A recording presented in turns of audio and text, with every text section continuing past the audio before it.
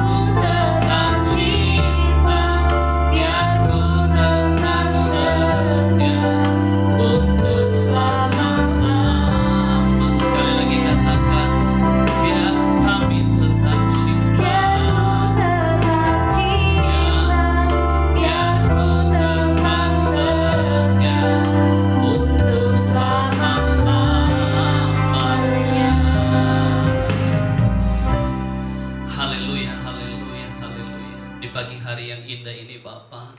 Engkau Bapa yang sungguh sangat baik di dalam hidup kami. Kami boleh merasakan pemeliharaan Tuhan yang sempurna di dalam hidup kami. Kalau pada pagi hari ini di mana kebangkitan-Mu yang kami sebut Paskah itu boleh memberikan kebebasan bagi setiap kami, memberikan kemenangan bagi setiap kami. Oleh karena itu biar kiranya lewat pujian, penyembahan kami, Engkau disukakan dan disenangkan. Dan pagi hari ini kami akan mendengarkan kebenaran firman-Mu. Biar kiranya firman-Mu boleh menguatkan setiap kami yang ada di tempat ini dan kami yang ada di rumah. Kami boleh diberkati dengan kebenaran firman Tuhan ini. Berkaryalah Roh Kudus sebebas-bebasnya, seluas-luasnya bagi setiap kami. Terpuji nama-Mu Bapa. Dalam nama Tuhan Yesus Kristus kami berdoa, kami ucap syukur. Haleluya. Yang percaya katakan amin. Shalom saudara, kemenangan yang besar bagi kita, di mana hari ini kita tahu bersama bahwa Paskah adalah kebangkitan, Paskah adalah kemenangan bagi kita. Oleh karena itu pada pagi hari ini mari kita baca dalam satu ayat di dalam Wahyu 1 ayat yang ke-18 berkata, di dalam Wahyu 1 ayat 18 berkata, dan yang hidup, aku telah mati namun lihatlah aku hidup sampai selama-lamanya, dan aku memegang segala kunci maut dan kerajaan maut. Nah saudara yang dikasihi Tuhan, pagi hari ini saya kasih judul kebenaran firman Tuhan ini adalah kemenangan besar dari kebangkitan Yesus. Kemenangan besar dari kebangkitan Yesus. Saya percaya setiap orang yang bertanding rindu yang namanya kemenangan. Setiap orang yang sementara masuk di dalam peperangan, sementara masuk di dalam pertandingan yang besar, rindu yang namanya kemenangan. Kita semua tanpa bertanding, Yesus sudah memberikan kita kemenangan dengan cuma-cuma. Oleh sebab itu kebangkitan Yesus adalah fakta yang tidak bisa terbantahkan. Dan di dalam Alkitab, kalau kita baca Alkitab, ada banyak saksi-saksi yang melihat kebangkitan Yesus, yang melihat bagaimana Yesus bangkit. Ada banyak saksi di dalam Alkitab. Di dalam kubur Maria bertemu dengan malaikat, dan Yesus menegur Maria, siapa yang kau cari? Itu satu saksi. Dan Maria menceritakan semua itu kepada yang lain, dan itu dicatat di dalam kebenaran firman Tuhan. Jadi kebangkitan Yesus memiliki banyak saksi. Waktu murid-murid Yesus hendak ke Galilea, karena itulah perintah Yesus, tunggu aku di sana.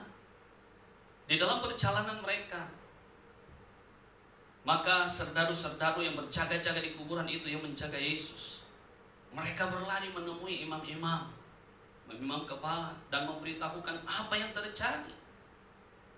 Dan serdaru-serdaru juga itu menjadi saksi hidup, dan mereka memberitahukan apa yang terjadi kepada imam-imam. Dan disitulah terjadi dusta pertama kali tentang kebangkitan Yesus. Disitulah terjadi. Di dalam Matius 28 ayat 11 sampai dengan ayat yang ke-15 berkata, ketika mereka di tengah jalan, datanglah beberapa orang dari penjaga itu ke kota dan memberitahukan segala yang terjadi itu kepada imam-imam kepala. Dan sesudah berunding dengan tua-tua, mereka mengambil keputusan, lalu memberikan sejumlah besar uang kepada serdaru-serdaru itu, dan berkata, kamu harus mengatakan bahwa murid-muridnya datang malam-malam dan mencurinya ketika kamu sedang tidur. Dan apabila hal itu kedengaran oleh wali negeri, maka kami akan berbicara dengan dia, sehingga kamu tidak beroleh kesulitan apa-apa. Ayat yang ke-15 berkata, mereka menerima uang itu dan berbuat seperti yang dipesankan kepada mereka. Dan cerita ini tersiar di antara orang Yahudi sampai sekarang ini. Kebangkitan Yesus, tetapi ada juga dusta di sana yang mengatakan bahwa Yesus tidak bangkit. Dan yang berkata itu adalah orang-orang yang menjadi saksi tentang kebangkitan Yesus. Saudara yang dikasih Tuhan, dengan uang orang bisa berkata apa saja. Bahkan dalam hal kebohongan pun mereka berani. Mereka mau dan mampu mengatakan itu, mengatakan kebohongan itu. Oleh karena itu saudara yang dikasih Tuhan, hari ini saudara dan saya yang percaya Yesus, yang memiliki kemenangan yang besar, gak boleh ragu bahwa kebangkitan Yesus untuk memberi kemenangan bagi saudara dan saya. Itu yang pasti saudara.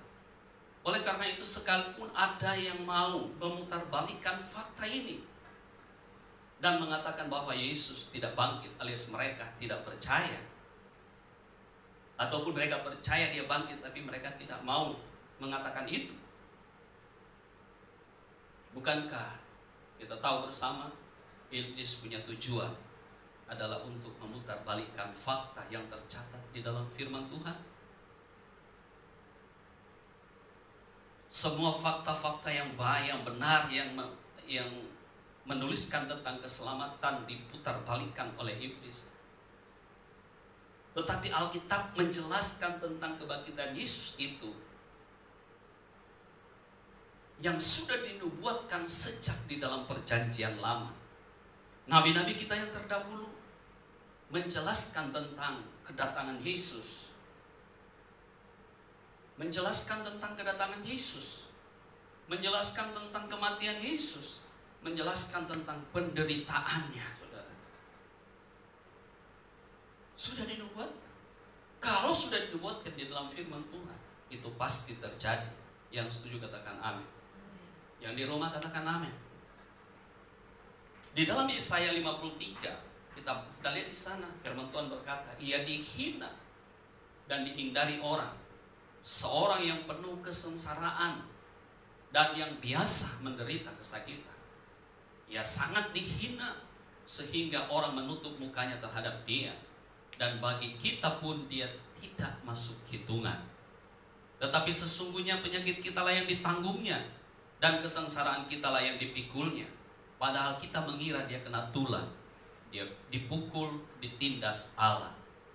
Tetapi dia tertikam oleh karena pemberontakan kita, dia diremukkan oleh karena kejahatan kita. Ganjaran yang mendatangkan keselamatan bagi kita ditimpahkan kepadanya. Oleh bilur-bilurnya kita menjadi sembuh. Ganjaran kita, kata firman Tuhan, ditimpahkan kepadanya dan ditimpahkan kepada dia, dan oleh bilur-bilur yang ditimpahkan itu saudara dan saya menjadi sembuh. Oleh karena itu saudara yang dikasih Tuhan, di dalam ayat yang ke-6 berkata, kita sekalian sesat seperti domba, masing-masing kita mengambil jalannya sendiri. Tetapi Tuhan telah menimpahkan kepadanya kejahatan kita sekalian. Bayangkan saudara yang dikasih Tuhan, saudara yang punya jalan sesat, tetapi Yesus yang mau berkorban bagi saudara. Dan ini sudah dinubuatkan dari semenjak awal saudara. Dia dianiaya, tetapi dia membiarkan dirinya ditindas dan tidak membuka mulutnya, seperti anak domba yang dibawa ke pembantaian, seperti induk domba yang keluh di depan orang-orang yang menggunting bulunya, ia tidak membuka mulutnya. Nah, saudara dikasih Tuhan, inilah kebenaran firman Tuhan. Fakta bahwa Yesus, dia datang, dia mati, dia bangkit, dan dia menderita, itu sudah dinubuatkan di dalam firman Tuhan. Ia dihina supaya dia mengerti, dia bisa merasakan apa yang saudara dan saya rasakan saat ini. Yang pernah merasakan dihina, Tuhan Yesus lebih parah merasakan itu daripada saudara yang pernah merasakan penghinaan dari orang. Ia dihindari orang, gak ada yang mau bergaul dengan dia, karena Yesus tahu itu bukan kebutuhan utamanya. Tetapi itu harus terjadi, harus dia alami di dalam hidupnya. Seorang yang penuh, firman Tuhan berkata, seorang yang penuh kesengsaraan dan yang biasa sudah, dan yang biasa menderita kesakitan. Saya percaya kita semua tidak ada yang mau menderita kesakitan. Ya, kalau kita tunjuk tangan sama-sama, saya tanya sama kita semua, siapa yang mau menderita kesakitan? Tidak ada yang mau. Tetapi firman Tuhan berkata, seorang yang penuh kesengsaraan dan yang biasa menderita kesakitan. Kesakitan kok biasa, saudara? Itu yang dihindarkan orang, tetapi itu yang dialami Yesus. Apa yang dialami Yesus itu bukan untuk dia, saudara, tetapi untuk saudara, supaya saudara saya mendapatkan yang namanya kemenangan. Kemenangan yang besar. Mungkin firman Tuhan berkata dia tidak masuk hitungan. Tuhan Yesus bilang gak apa-apa. Yang penting kita masuk hitungan di hadapan Tuhan. Yang penting kita masuk hitungan dan kita masuk di dalam kerajaan yang kekal itu.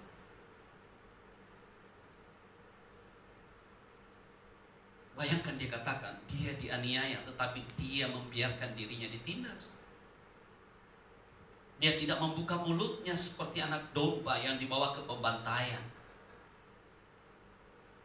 Tidak berkata apa-apa, tidak memberontak. Seperti induk domba yang keluh di depan orang-orang yang menggunting bulunya, ia tidak membuka mulutnya. Tidak ada pembelaan sama sekali. Dan di dalam kebenaran firman Tuhan ini sudah dicatat dan itu yang terjadi. Jadi tidak bisa dibantahkan, tidak bisa terbantahkan, karena apa yang dikatakan di dalam perjanjian lama itu yang terjadi di dalam kehidupan Yesus. Saudara, saya mau kasih tahu buat kita semua bahwa semua yang dialami Yesus adalah apa yang sementara saudara dan saya rasakan saat ini. Sementara terjadi di dalam perjalanan kekristenan kita, saudara. Sementara terjadi di dalam kekristenan kita, di dalam perjalanan kepercayaan kita kepada Tuhan. Dan kita sementara berjuang di dalam penderitaan yang Alkitab katakan pikul salib. Yang Alkitab katakan pikul salib. Jangan dibalik. Orang berkata bahwa ikut Tuhan hidupnya menderita. Bukan. Tetapi jangan dibalik bahwa kita hidup menderita. Bukan seperti itu. Tetapi ada ketika kita mengikut Tuhan, ada penderitaan yang kita akan alami di dalam kehidupan kita. Itu yang namanya pikul salib. Orang punya konotasi bahwa orang miskin hidup di dalam penderitaan. Kalau orang miskin menderita itu sudah biasa. Tetapi apakah orang miskin saja yang disebut dengan hidup di dalam penderitaan? Salah, saudara. Orang kaya juga merasakan hidup di dalam penderitaan. Bukan hidup susah, tetapi hidup di dalam penderitaan kalau dia ikut Yesus.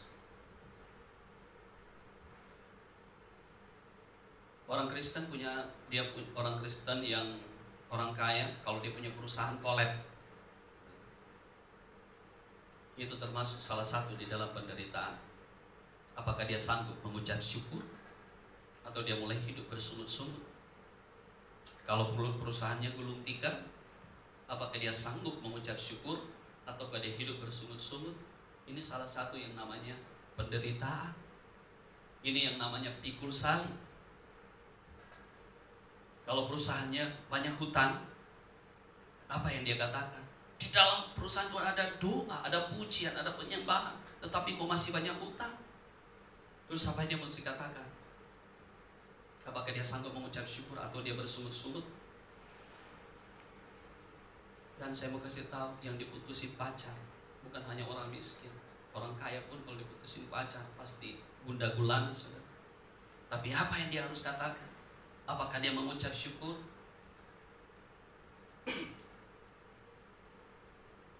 Oleh karena itu, sudah dikasih Tuhan, sikap orang percaya, baik miskin maupun kaya, ketika masuk di dalam penderitaan yang Tuhan izinkan, apakah dia sanggup bertahan dan mengucap syukur? Sebab firman Tuhan berkata, orang yang bertahan sampai kesudahannya ia akan selamat. Itulah karya kebangkitan Yesus, saudara. Karya kebangkitan Yesus supaya engkau bertahan di dalam penderitaan yang sementara saudara rasakan saat ini. Di tengah-tengah dunia yang tidak bisa menjanjikan. Virus corona merajalela di mana-mana, orang percaya harus apa?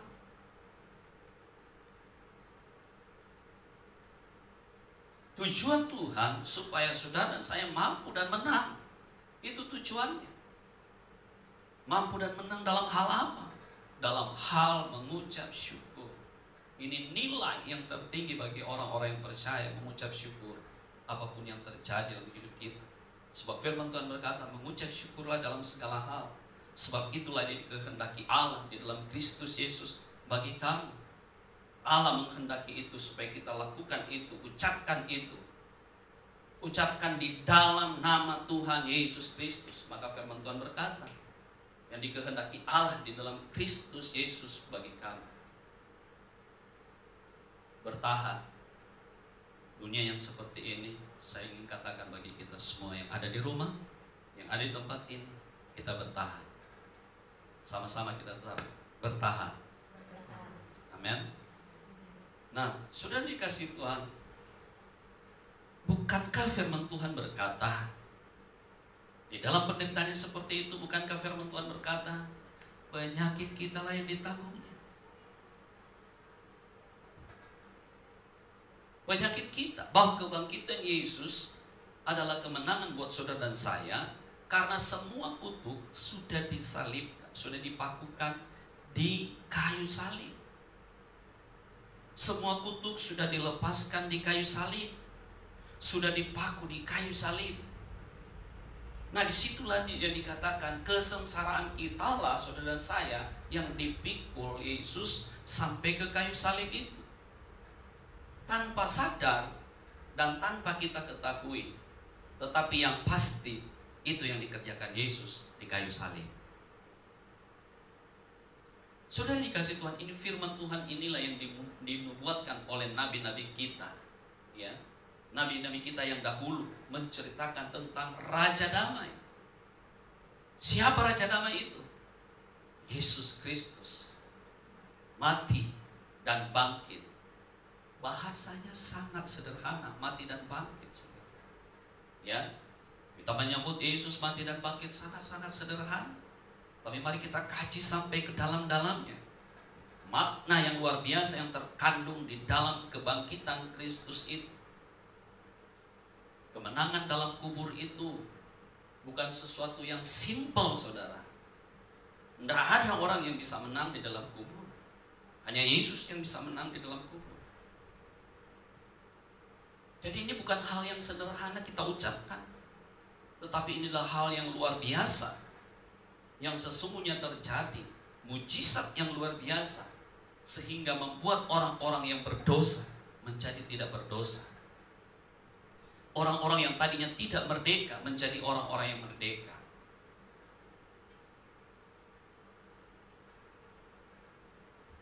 Sehingga saudara dan saya mampu berkata di dalam 1 Korintus 15 ayat 55 sampai dengan 57. Hai maut, di manakah sengatmu? Hai maut, di manakah sengatmu? Sengat maut ialah dosa, dan kuasa dosa ialah hukum Taurat. Tetapi syukur kepada Allah yang telah memberikan kepada kita kemenangan oleh Yesus Kristus Tuhan kita. Kemenangan oleh Yesus Kristus Tuhan kita. Saudara, inilah yang terkandung yang sangat dalam di dalam kebenaran firman Tuhan. Kalau saudara percaya kepada Yesus, dan hari ini kita rayakan bersama-sama Paskah, ya saudara dikasih Tuhan, mari kita lakukan ini dengan sungguh-sungguh. Mari kita imani dengan sungguh-sungguh. Apalagi yang saudara bisa lakukan di tengah-tengah wabah yang seperti ini. Hanya berlutut minta pengampunan Tuhan, hanya berlutut minta perkenanan Tuhan. Kita tidak bisa melawan semuanya.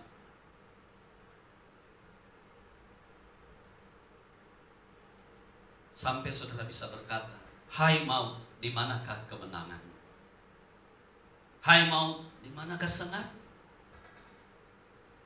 Amin.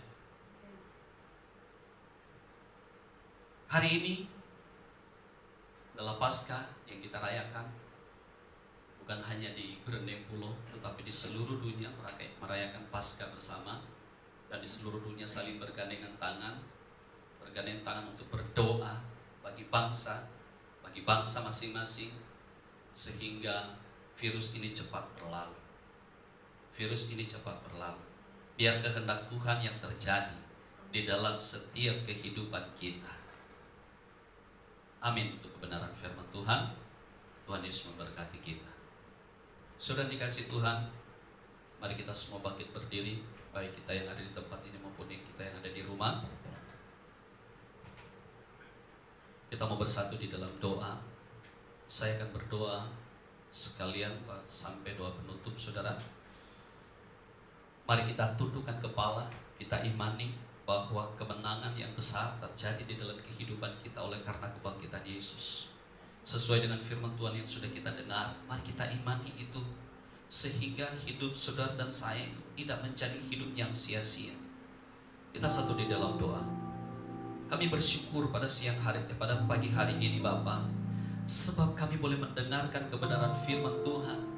Pada pagi hari ini kami boleh ditegur oleh kebenaran firman Tuhan bahwa ada kemenangan yang besar lewat kebangkitan Kristus. Kami percaya bahwa kami yang ada saat ini, kami sangat-sangat mengandalkan Engkau di dalam kehidupan kami. Di tengah-tengah virus yang seperti ini, biar Roh Kudus beri kami kekuatan, beri kami kemampuan untuk kami terus melangkah, kami terus bertahan di dalam Kristus, dan kami selalu berkata Tuhan Yesus baik. Dan biar kiranya pada pagi hari ini setiap jemaat-jemaat Tuhan yang ada di rumah, yang mendengarkan program ini Tuhan juga melawat mereka dan memberkati mereka. Yang sakit Tuhan sembuhkan, yang lemah Tuhan kuatkan, yang putus asa Tuhan berikan mereka pengharapan, dan yang terikat dilepaskan di dalam nama Tuhan Yesus Kristus. Dari tempat ini kami berdoa atas jiwa-jiwa yang mendengarkan program ini. Di dalam nama Tuhan Yesus Kristus, kiranya ada mujizat Allah terjadi di dalam kehidupan mereka. Oh haleluya, haleluya. Kami berdoa juga Tuhan buat tetangga kami kiri kanan muka dan belakang di tempat ini. Kami berdoa biar Tuhan juga melawat setiap mereka, biar kiranya Tuhan memberkati telinga, pikiran, dan setiap hati mereka ketika pujian penyembahan dinaikkan di tempat ini. Dan biar mereka satu waktu lutut mereka boleh bertelut, lidah mereka mengaku bahwa Engkaulah Yesus bagi kemuliaan Allah Bapa. Kami berdoa, selamatkan Grendeng Pulau, selamatkan Grendeng Pulau, selamatkan Grendeng Pulau dari depan, belakang, kiri, kanan, atas, dan bawah. Setiap kuasa-kuasa yang ingin menyesatkan Grendeng Pulau, kami tolak kuasa itu di dalam nama Tuhan Yesus. Dan biar kiranya kuasa mujizat Tuhan turun atas Grendeng Pulau dalam nama Tuhan Yesus. Kami coba berdoa buat bangsa dan negara kami ini Tuhan, yang Tuhan izinkan COVID-19 terjadi. Oleh karena itu kami berdoa menopang pemerintah kami, dari presiden, wakil presiden, seluruh susunan kabinet tingkat tinggi, legislatif, yudikatif, dan sampai dengan RT RW kami serahkan ke dalam tangan Tuhan. Dari jajaran paling tinggi dan yang paling rendah, Tuhan melindungi mereka, memberkati, kiranya hikmat dari Tuhan turun atas mereka untuk mereka boleh melawan setiap COVID yang ada, COVID-19 yang ada di tengah-tengah bangsa kami ini. Mereka boleh memiliki jalan keluar di sana karena ada penyertaan Tuhan, karena ada orang-orang yang percaya berdoa bagi bangsa ini. Terima kasih Bapak, terima kasih. Kami serahkan Indonesia di dalam nama Tuhan Yesus Kristus. Kiranya perlindungan-Mu sempurna atas Indonesia. Terima kasih Bapak. Dan sebentar kami akan meninggalkan tempat ini. Tuhan sertai kami yang ada di tempat ini akan berjalan pulang, dan yang kami ada di rumah, di dalam setiap aktivitas kami, Tuhan memberkati. Dan kiranya kami boleh menjadi berkat, kami boleh menjadi saksi dan terang Kristus dimanapun kami berada. Dan di dalam nama Tuhan Yesus Kristus kami juga berdoa buat setiap persembahan yang akan diberikan oleh jemaat-jemaat Tuhan. Tuhan memberkati setiap persembahan pemberian dari jemaat-jemaat Tuhan. Tuhan memberkati biar boleh menjadi berkat pelayanan di tempat ini, di GBI Gerdeng Pulo. Keluarga mereka diberkati, pekerjaan usaha mereka diberkati, masa depan mereka diberkati, dan yang terutama iman percaya mereka kepada Tuhan diberkati, semakin hari semakin tumbuh di dalam Tuhan. Terima kasih Bapak, terima kasih. Dan oleh karena itu kami serahkan doa kami ini hanya di dalam nama Tuhan Yesus Kristus yang sudah mengajarkan kami berdoa. Bapa kami yang di sorga, dikuduskanlah namamu, datanglah kerajaanmu, jadilah kehendak-Mu di bumi seperti di sorga. Berikanlah kami pada hari ini makanan kami yang secukupnya, dan ampunilah kami akan kesalahan kami, seperti kami juga mengampuni orang yang bersalah kepada kami. Dan janganlah membawa kami ke dalam pencobaan, tetapi lepaskanlah kami daripada yang jahat, karena Engkau-lah yang punya kerajaan dan kuasa dan kemuliaan sampai selama-lamanya. Saudara-saudara, kekasih-kekasih Tuhan, orang-orang pilihan Allah, pewaris takhta kerajaan Allah, imamat yang rajani, bangsa yang kudus, umat kepunyaan Allah sendiri. Persiapkan hatimu untuk membawa pulang berkat yang luar biasa dari Tuhan. Oleh karena itu buka hatimu dan angkat tanganmu dan bawa pulang berkat ini. Tuhan memberkati engkau dan melindungi engkau. Tuhan menyinari engkau dengan wajah-Nya dan memberi engkau kasih karunia. Tuhan menghadapkan wajah-Nya kepadamu dan memberi engkau damai sejahtera. Kiranya akan memberkati suami, istri, orang tua, anak-anak, cucu dan menantumu. Pekerjaan, usahamu, pelayananmu diberkati Tuhan. Bahkan engkau akan menaik bukan menurun. Engkau akan menjadi kepala bukan menjadi ekor. Dan menyertai seluruh perjalanan hidupmu sampai Maranatha, Tuhan Yesus datang kali yang kedua. Dalam nama Bapa, Putra dan Roh Kudus, dalam nama Tuhan Yesus Kristus. Yang percaya katakan amin. Kiranya